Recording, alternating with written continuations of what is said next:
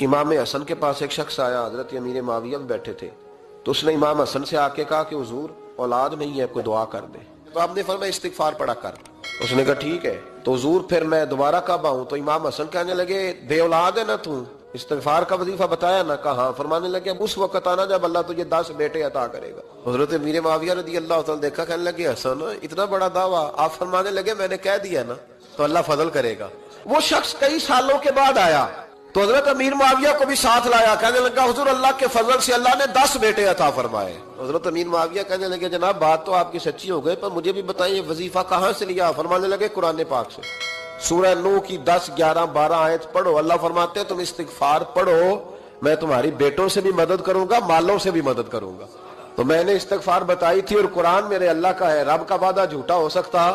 فرمایا 10 بیٹے ملنے تھے، میں نے کہہ جو دیا تھا۔ استغفار اللہ کی رحمت نازل کر